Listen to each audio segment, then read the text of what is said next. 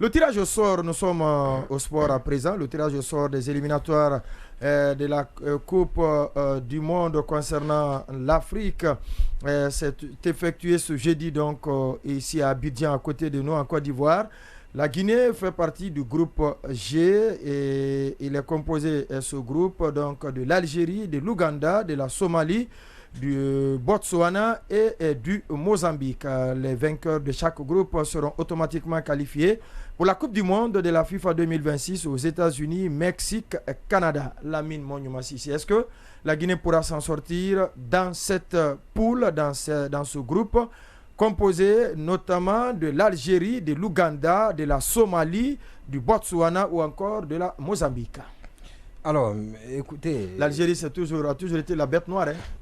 Non, et pourtant, pas la autant bête noire, non, pas du tout. D'accord. Mais pour un pays comme la Guinée où les gens se satisfassent du minimum... Ouais, comme il le dit souvent, Sanso, oui. Les gens sont minimalistes. Oui, parce que regardez, quand l'Égypte nous a battus, on nous a dit qu'on a pourtant bien joué. Kaba est en train de construire une équipe qui joue très bien, sincèrement, qui joue bien au ballon. Alors que le football, c'est pour gagner. Quand on a été battu par le Brésil dans un match de gala, également le Brésil n'a même pas forcé. On dit non, les Guinéens ont bien tenu, ils jouent bien au ballon.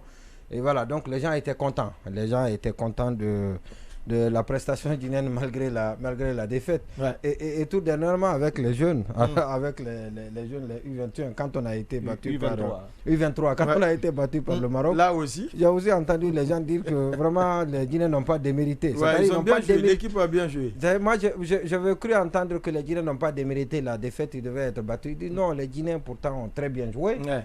C'est une bonne équipe, mais le problème dans notre pays, on est toujours en construction. L'équipe est toujours en construction. Éternelle construction. Éternelle construction. Ouais. Depuis que Kaba est arrivé, ça fait plus de 2 ans. On dit non, c'est une bonne équipe. Il est en train de construire 2 ans. Il est en train de construire une équipe. Et ça, c'est soutenu dans les quartiers et même par une certaine élite.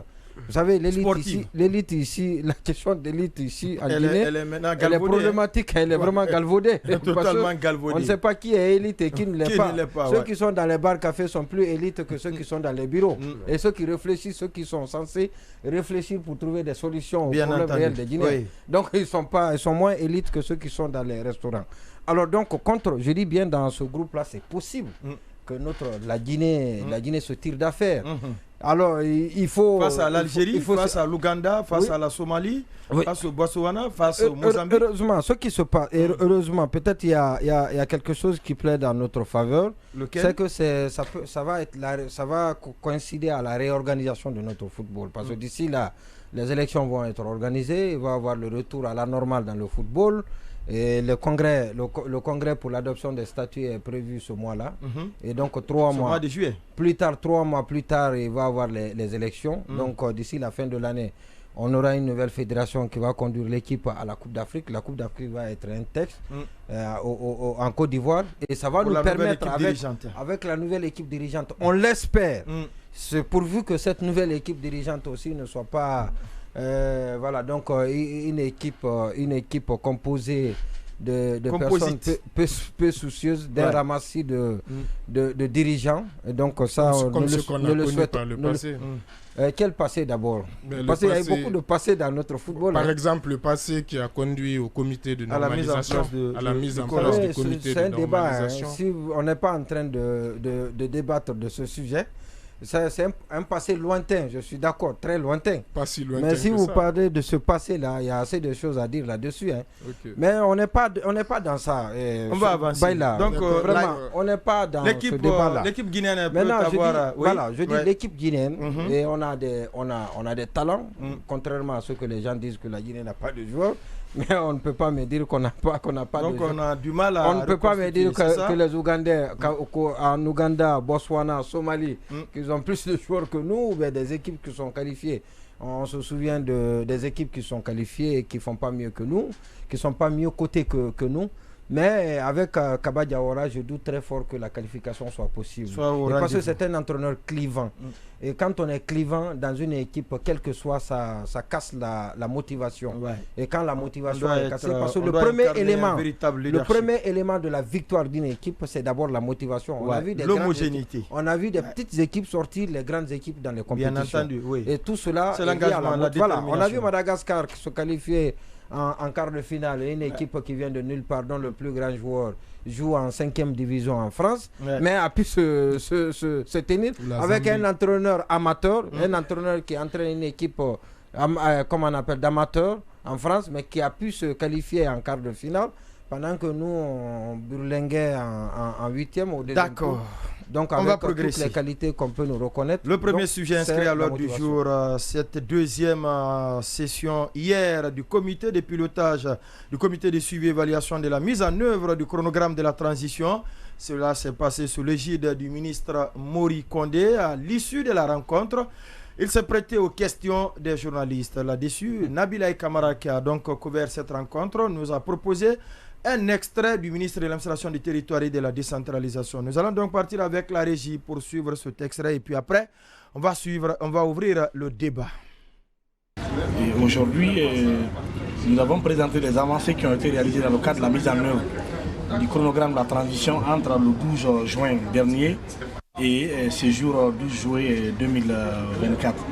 Et au nombre des progrès réalisés dans le cadre du recensement général de la population et de l'habitat, il y a un certain nombre d'équipements qui ont été réceptionnés par l'Institut national des statistiques au ministère du Plan et de la Coopération. L'acquisition du matériel lié à l'établissement des fichiers électoraux à date, nous pouvons clairement affirmer que le gouvernement a dégagé 550 milliards de francs guinéens pour le financement de ce processus.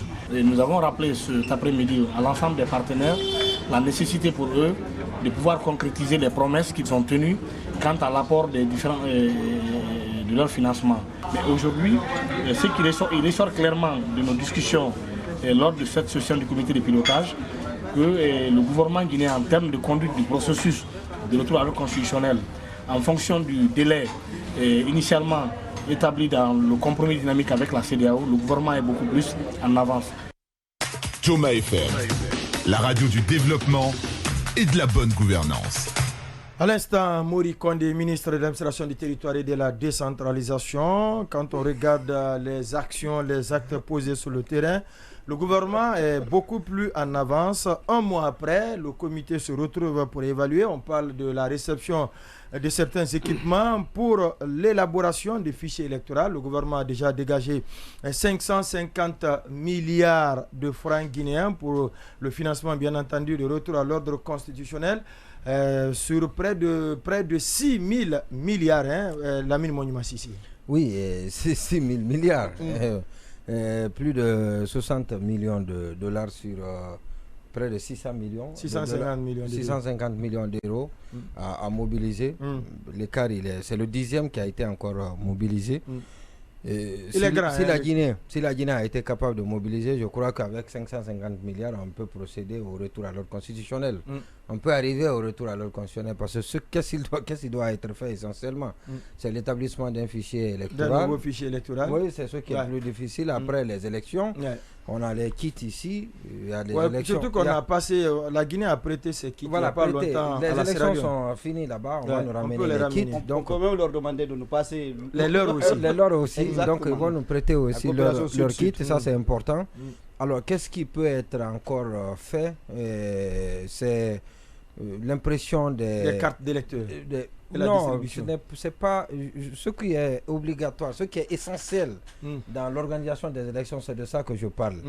Maintenant, carte d'électeur, ça c'est autre chose, ça c'est un vernis, c'est bon, quand on l'a, c'est une très bonne chose. Mais je dis l'impression des bulletins. Voilà, l'impression des bulletins de vote. Bon, écoutez, c'est vrai, le ministre Mori, il est en train de faire des efforts. Il est partout, il se bat. Mais c'est un peu compliqué. Sur le terrain. C'est très compliqué. C'est très compliqué. Mais il dit quand même, sans hésiter, que le pays en avance sur les 10 points. Bon, peut-être qu'on n'a pas la même lecture de la situation. Moi, je ne comprends certainement pas. peut-être, et qu'on va m'expliquer. Je suis heureux qu'il m'explique comment le pays en avance. Parce que moi, j'ai le chronogramme, moi, j'ai l'agenda, j'ai l'agenda sur le compromis dynamique avec la CEDEAO. Donc, tout ce qui a été dit là, fondamentalement, rien n'est en lien avec l'agenda dynamique, le compromis dynamique qu'il a eu entre la Guinée et la CEDEAO. C'est vrai que les ambassadeurs sont présents, mais la preuve en est qu'aucun ambassadeur, aucun pays ne s'est encore manifesté. Donc pour dire que les pays ne sont pas encore convaincus, ce n'est pas je ne crois pas que cela soit une opinion, mais en tout cas cela s'illustre par leur démarche, la réticence des pays à mettre la main à la poche.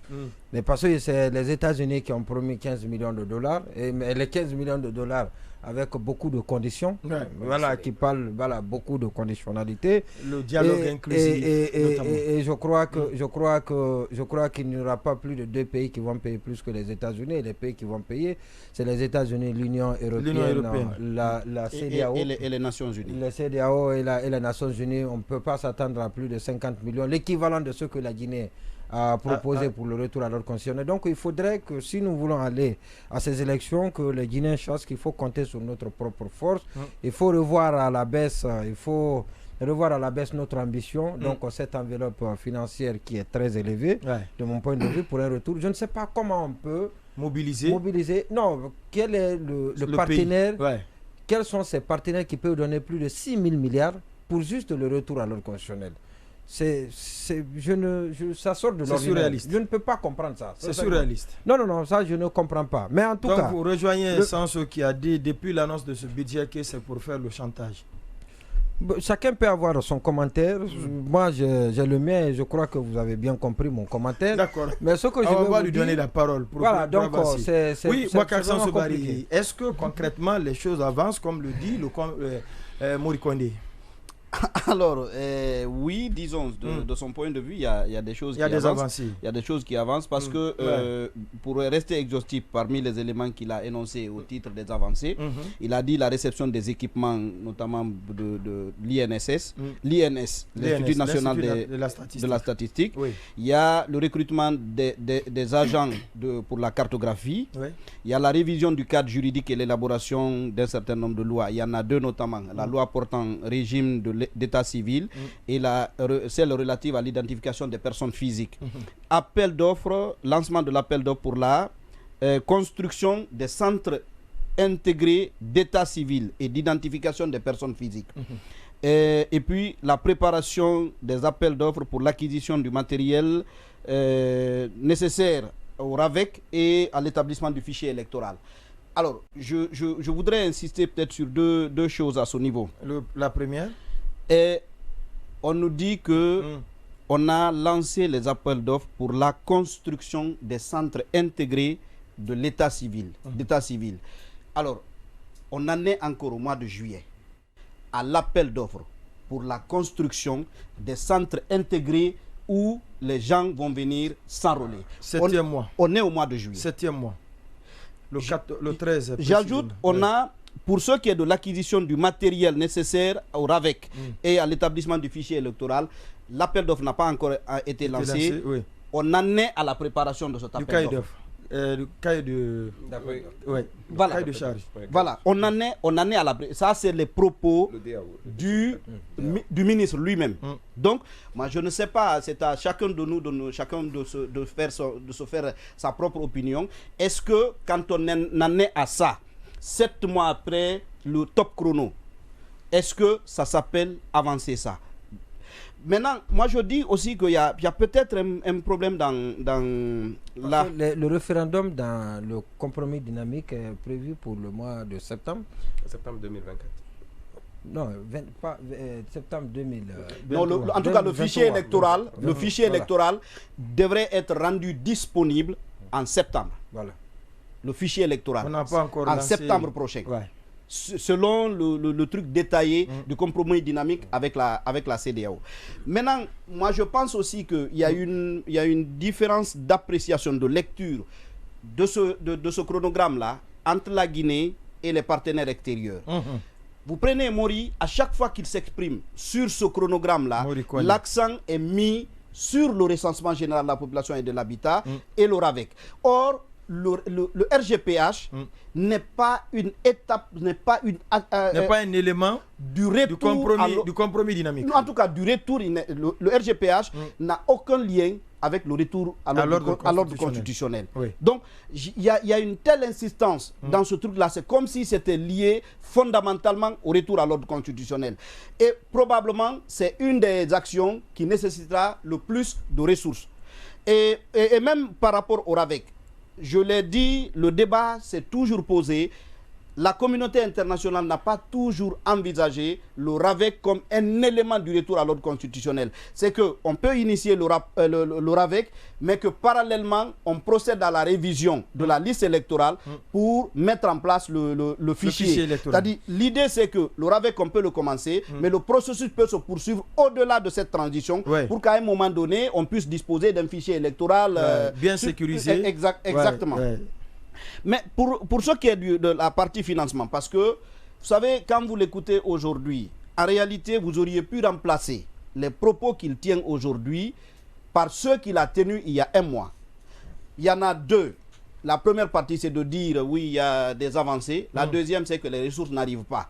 Fondamentalement, c'est ce qui a été dit le 12 juin dernier, c'est ce qui a été dit hier. Hier également. Voilà. Et pour ce qui est des ressources, il a dit que la Guinée a mis sur la table 550 milliards. Oui. Vous rapportez ça aux 5800 milliards de francs guinéens, parce que c'est 5812 milliards.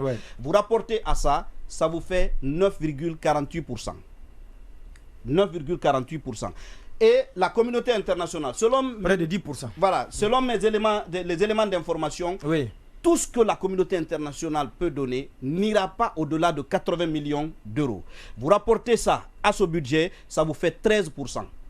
Vous avez 9 plus 13, vous avez 22% qui sont susceptibles d'être rendus disponibles sur les 5800 milliards. Donc, il y a, disons, je ne sais pas si du côté guinéen, on va augmenter. Mais il y a très peu de chances de la part de la communauté au-delà de 80 millions de dollars. Que les gens aillent au-delà de ce montant. Donc, moi, je ne sais pas comment est-ce que ça va pouvoir se faire. Et puis, pour ce qui est de la lenteur que la communauté internationale observe, les gens ont demandé subtilement, parce qu'ils ne sont pas d'accord avec le budget, le montant du budget. Mais puisque, vous savez, nous sommes dans un contexte où on n'ose pas toujours dire à l'État, c'est pas bon.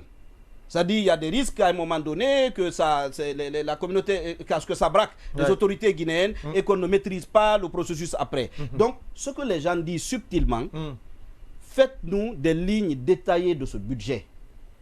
Quand ces lignes détaillées ne viennent pas. Exactement. Et ça, on le demande dans le bloc. Depuis environ 3 mois.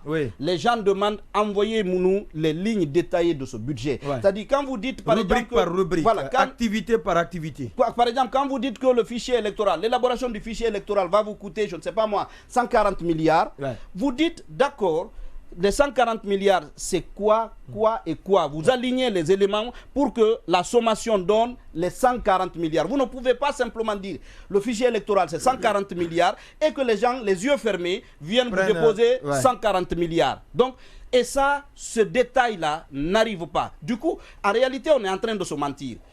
Les autorités convoquent la communauté internationale autour d'une réunion. On vient, on discute.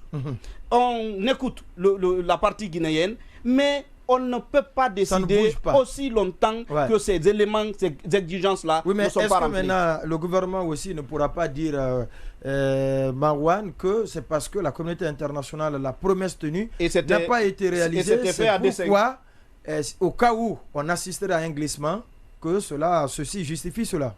Oui, ça s'apparente à ce qui s'était passé il y a quelques années dans un plan de sauvetage des pays de l'Europe de l'Est.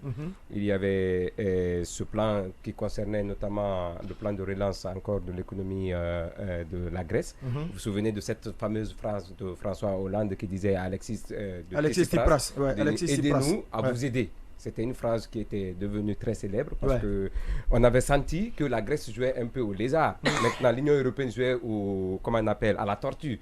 Donc aujourd'hui, la Guinée joue au lézard et la CEDEAO joue à la tortue. Pourquoi? Parce que quand on dit manifestez-vous, permettez-nous à vous aider pour que vous puissiez sortir de cette situation, on se réunit, on fait un peu de bruit comme le fait le lézard pour dire bon, on a fait des avancées, mais au fond, qu'est-ce qui a été fait? Maintenant, la communauté internationale, elle aussi, elle se résiste de son côté. Elle joue à la tortue pour faire semblant comme si elle voulait aider. Mais au fond, elle aussi, elle ne veut pas aider parce qu'il n'y a pas d'effort. Elle n'est pas convaincue. Elle n'est pas convaincue des bruits de la ou des agissements sur la table. Du lézard guinéen. Mais ce qui est aujourd'hui, ce qu'il faut regretter, c'est le manque de compréhension de l'enjeu international. On a comme l'impression que les autorités actuelles pensent que la Guinée, sans la Guinée, le monde va s'arrêter. Comment est-ce qu'on peut, pour juste revenir à l'ordre constitutionnel, on propose un budget de près de 6 000 milliards. C'est comme si aujourd'hui, si la Guinée ne retournait pas à l'ordre constitutionnel, le monde allait s'arrêter. Non, il y a beaucoup de pays qui sont dans ces difficultés. Il n'y a pas que la Guinée qui a des problèmes. Il y a le Mali, il y a le Burkina il y a d'autres pays en Europe là-bas ou d'autres pays le Tchad, il y a le Soudan, qui ont des difficultés. Donc, si nous estimons pour qu'on puisse nous aider, pour qu'on puisse sortir de cette situation que eux-mêmes, les acteurs, ont créé, parce que le coup d'État, c'est une situation provoquée par ceux qui sont aujourd'hui dans les affaires. Donc, on ne peut pas, ça ne peut pas quand même amener la communauté internationale. Ça n'arrêtera pas le soleil de se lever. Ça n'empêchera pas le soleil de se lever. Donc, c'est une mauvaise lecture et qui est accompagnée de ce que je pourrais appeler de la mauvaise foi. Parce que quand on regarde la première session du conseil, du comité de suivi, les mêmes propos qui ont été tenus, le même budget qui avait été mobilisé il y a moins de 3 mois, c'est le même budget qui est là. La dernière fois, c'était 400. Non, c'était 500. C'était 500 milliards. Ils ont ajouté 150. Non, ils ont ajouté 50 milliards. Alors, donc, ce qui veut dire qu'il n'y a pas d'avancée. Et 50 milliards, on sait que la dernière élection présidentielle... 150 milliards. Oui, 150 non, la dernière communication de Mori, c'était 500 milliards. Vous pouvez vérifier, c'était 500 milliards. Maintenant, on est à 550 milliards. Bon, c'est 50 milliards après 3 mois, ce qui veut dire qu'il n'y a pas d'effort. Et vous savez, il y a aussi des précédents. La dernière élection présidentielle en Guinée, c'était moins de 400 millions, parce que c'est un chiffre autour de 400 milliards, c'est 367. L'élection d'Alpha Condé, la dernière présidentielle. Donc si on a la volonté réelle d'aider le pays, ou que la communauté internationale puisse nous aider, il faudrait quand même, comme l'a dit tout à l'heure Monument, il faut qu'on soit de bonne foi. Et cette bonne foi commence par quoi? C'est d'être transparent avec nous-mêmes. Mais il y a l'autre chose qui trompe aussi les gens là. Admettons que le référendum 400 milliards, les législatives 400 milliards, la présidentielle 400 milliards, ça vous fait 1,2 milliard. Ça vous fait, non, ça vous fait, oui. Ça vous fait 1,2 milliard. 1000 milliards. Ça vous fait 1200 milliards. 1200 milliards. 125 millions de dollars. 125 millions au maximum. Alors que le référendum est moins coûteux que les autres élections. Non, ça c'est il n'y a même pas de... Exactement. Donc, pour terminer, ce qui trompe les autorités de la transition, c'est de croire qu'aujourd'hui, ils peuvent faire tout, parce que tout ce qui est fait sans nous est fait contre nous. Les principaux acteurs qui sont concernés par ce processus, je vous assure, vous pouvez les interroger. Personne ne peut vous expliquer quelles sont aujourd'hui les étapes qui sont mises en place. Personne n'est en mesure de vous donner une explication claire par rapport au processus. Ça, c'est un de deux. On veut exclure les acteurs majeurs.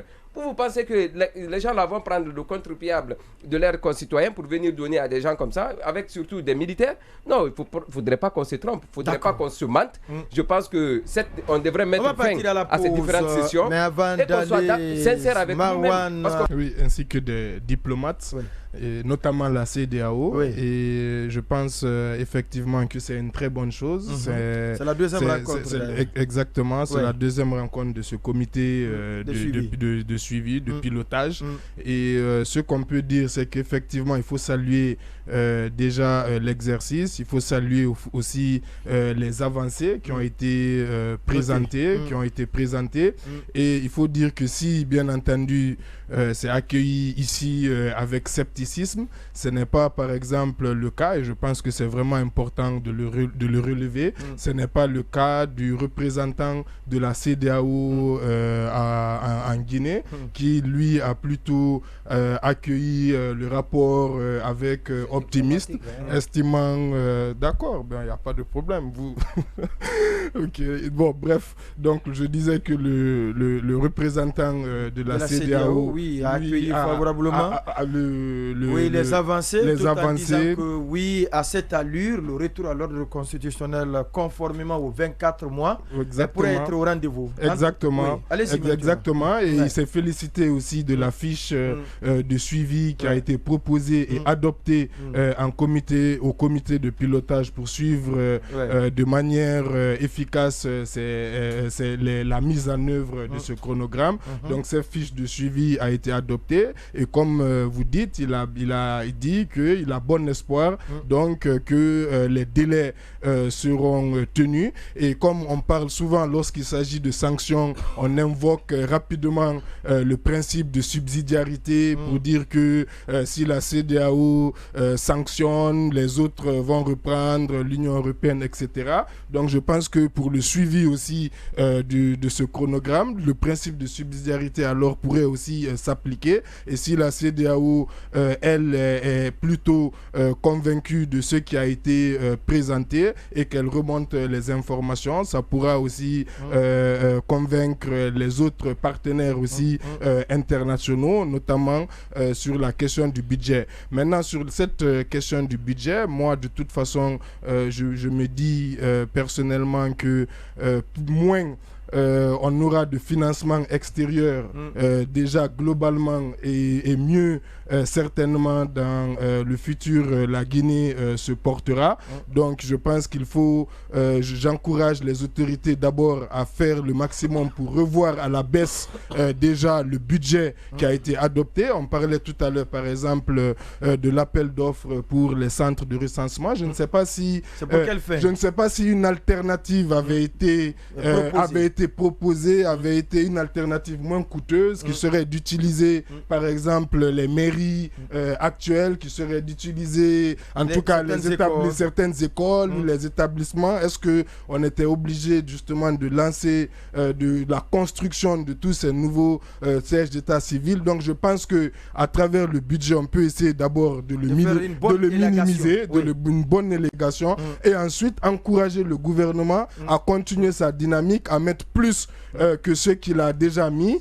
En tout aujourd'hui on parle, j'ai entendu le chiffre de 750 milliards en lisant les comptes rendus. Donc je ne sais pas si c'est les additions justement des 500 dont faisait allusion Marouane, et ici il y a une nouvelle 150 milliards que le gouvernement a mis sur la table. Voilà, mais le ministre Mori Kondé a parlé du chiffre aussi de 750 millions. J'ai compris que le gouvernement allait augmenter. Donc d'une part, vous travaillez sur le budget pour le baisser, d'autre part, faire l'effort au niveau du budget national pour le rehausser.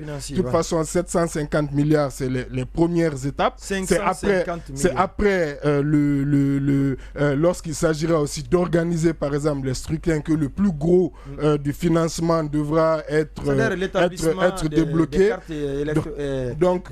Voilà, donc je pense que l'État doit faire un effort de ce côté, et bien entendu, étant donné que notre situation économique, on sera obligé malheureusement de compter aussi sur l'étranger, mais il faudra à mon avis essayer de minimiser le plus largement possible ces aides extérieures. Maintenant, je rappelle aussi que si le RGPH ne figure pas, le recensement général de la population n'est pas en lien, comme a dit Sanso, avec le retour à l'ordre constitutionnel, par contre il figure bien dans le compromis dynamique qui a été adopté entre la CEDEAO et le gouvernement guinéen. C'est quelque chose qui a été entériné avec la CEDEAO, avec les partenaires, le fait que ce recensement-là se fasse sous la transition et soit également financé sous cette transition. Voilà,